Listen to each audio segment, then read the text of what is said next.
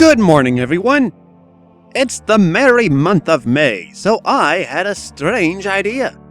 This month, instead of focusing on the greatest and most well-known cartoons, I will be focusing on a special group of cartoons. Guys, this is The Lost and the Band. I'm starting off the weirdness with the top 10 list, my 10 favorite Sailor Moon monsters. One of the monsters in question ties in with this theme, but we'll get to her when we get to her. For those who don't know, Sailor Moon was one of the most famed animes of all time. It was largely meant for kids, but I found the monsters of the show to have the best designs. I mean, who wants to see nothing but these costumes? They needed a counterbalance, and these strange villains offered no less than that. I want to point out, however, that these monsters, and trust me, I sometimes struggle calling them that, don't always have a lot of personality, so I'll be judging them based on their design, their effect on the actual show, and whatever personality they each had. Also, groups and pairs are included. And there's more than one that would fit best in another show, so I'll be glad to point out who would fit best where. So let's get weird. Number 10. Chococar from the episode Artisan Explosion of Love, Chibiusa's First Love. I told you this list would be weird, so let's start off with one of the weirdest design choices for a villain. Meant to represent an artist, or an artist's creation, Chococar was a diamond created from the fusion of a diamond egg and a box of sculpting chisels. She could use a coat hanger to create a gravitational field, making it harder for her victims to move, and could also create clay monsters. Now, what would she be best in? Mummies alive. Make her a female version of the goddess Ptah, who was the Egyptian god of craftsmen and the arts, who can create shanties of her own. I also want to add that I often play Pokemon, and when I caught a Sandile, I named it after this beastie. And a beastie it became. I love my Chococar.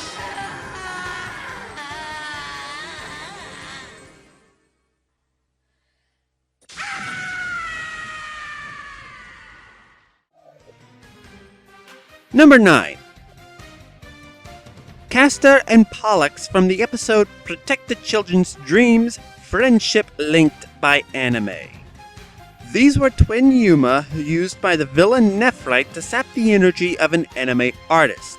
They shared a very literal bond, not just as sisters but as fighters, as their tails were tied together. This magically doubled their strength and almost ended the Sailor Scouts before they were, albeit easily, tricked into breaking the bond. Castor could imitate Mars' Fire's Soul, while Pollux had Mercury's Sabao Spray. Their slot on this list is because they were actually well characterized, playing off of one another in their short screen time. As for where I'd put them, I'd have to go with Tenchi Muyo, simply to see them play off of not only each other, but of the other characters as well.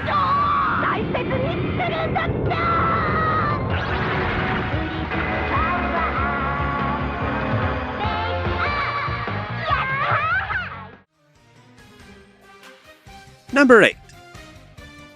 Paku from the episode Chibiusa's Little Rhapsody of Love. This guy's flipping creepy. If you've played Resident Evil 4, you'd easily get bad vibes from this guy. Oh, also, when I talk about him with my friends, I jokingly call him Koi King. I hope you can see why. Not much else to say than keep this fishy away from me.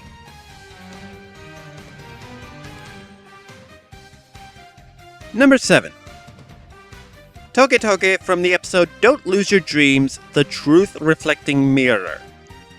Otherwise known as Reflections of Reality. Yeah, if you saw my Sailor Moon review, you know I wasn't exactly kind when it came to this monster. And I still stand by what I said.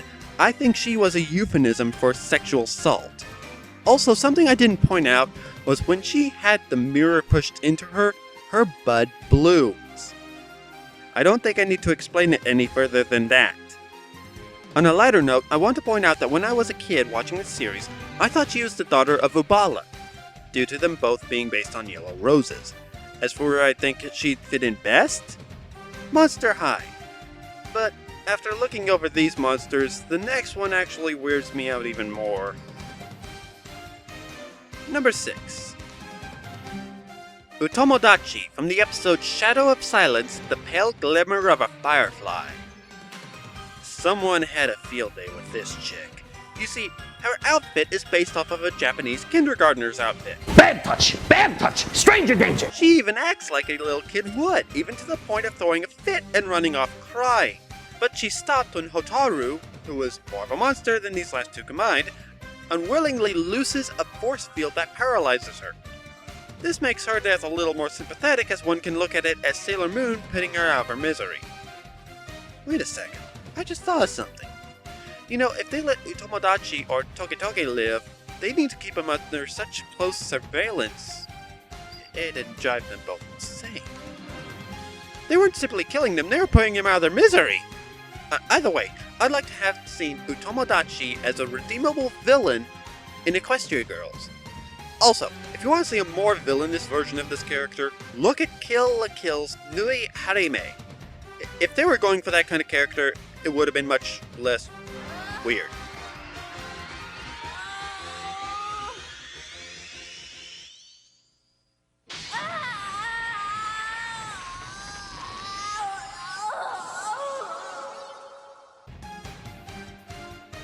Number 5.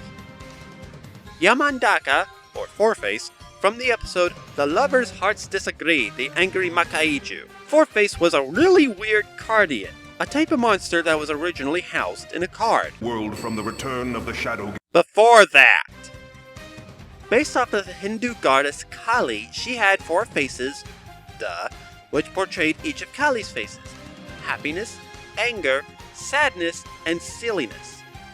To attack, she could grab a victim and steal their energy to give to the Makaiju, or the Doom Tree. Now, what makes this one special?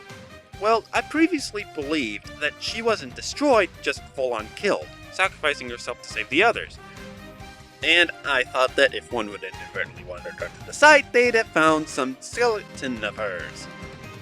I was wrong. She survived. As in, somewhere out there, Four-Face is hiding. Yes, she was attacked by the Doom Tree, but she merely fell unconscious. Sleep on that thought tonight, kiddies. Number 4. I don't know why, but the dark gothic anime characters always had a very cute factor when they're put into an anime like this. And Gara Gara from the episode Amazonas, The Nightmare from Behind the Mirror, is a big example of that. I'm going to go ahead and say it, this is my favorite design in the entire series. She's got this dark gothic Lolita fashion that's equal parts Alice in Wonderland and Alice Cooper. She attacks with the extending snake's head that, like that of a turtle, extends from and retracts into her stomach. When it extracts, her human body is kind of thrown around like a rag doll, making you wonder who really is in control. But then you kind of see her straddle it like Sarah Jessica Parker does her broom in Hocus Pocus. It's cutely strange. Also, listen to her after she devours a dream mirror. Again, it's cute! I know I've driven this in, but she's adorable and I want a plushie of her. Where would I think she'd fit in? Well, back to Monster High we go. Just make her what she is, a Naga, or Lumia, whatever you prefer. Or, make it even better, a Tim Burton movie. Any movie.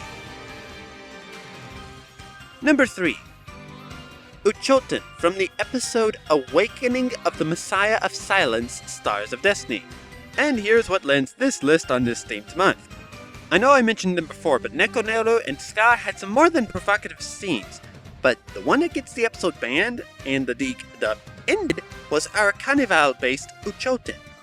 Created from a star projector, she had the ability to fire black star beams from her head, and when Tuxedo Mask damages her star, she reveals the star projector beneath that can fire stars in almost all directions.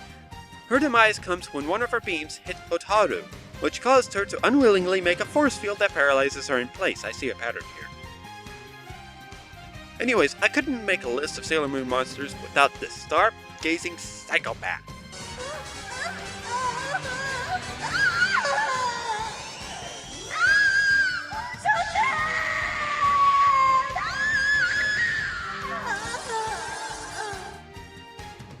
Number 2. The DD Girls, otherwise known as the Doom and Gloom Girls, from the episode The Sailor Said She'd Die, The Tragic Final Battle. That title alone explains why these 5 makes it onto this list. The DD Girls, I feel like I'm talking about a type of bra, they had a number of individual powers, illusions, fine attacks, as well as being extremely strong. They were so strong, 4 of the 5 Sailor Scouts died at their hands. No kidding. But they weren't invincible. The last of the Doom and Gloom Girls ended up getting consumed in a surprise attack by Sailor Mars, which ended her life as well. But at the end of the episode, the Scouts were revived and their memories were wiped. Why? Okay, I'll have to go into why that was a stupid idea later. Would these 5 do good in another series? I think I'd want to see them in an episode of Star vs. the Forces of Evil. Just have Ludo calling them like Beryl did. And before we hit number 1, I have a few honorable mentions.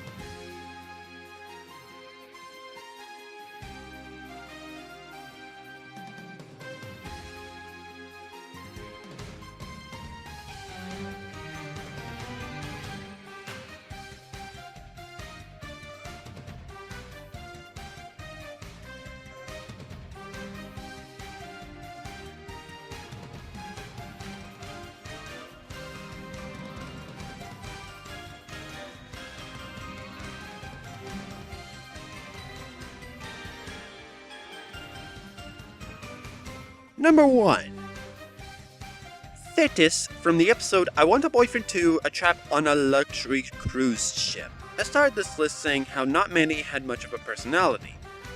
Thetas is a blatant exclusion, as the episode in question mostly follows her and Jadeite. She was really in love with Jadeite, who really didn't think too much of her. Best way I can put it is to think of the Joker and Harley Quinn. She even disobeys her leader, Big Baddie Queen Beryl, just so she can prove herself to Jadeite. As most always, she ends up getting killed, but her death also has a pretty big effect on the series, as since she was one of Beryl's strongest followers, Beryl kills Jadeite the next episode for causing Thetas' death. Would she fit in another show? Well, she already does. Again, look at Joker and Harley Quinn, and tell me you can't see that in Thetas. Well, that was a weird one. If you like this list, leave a like, a comment, and subscribe.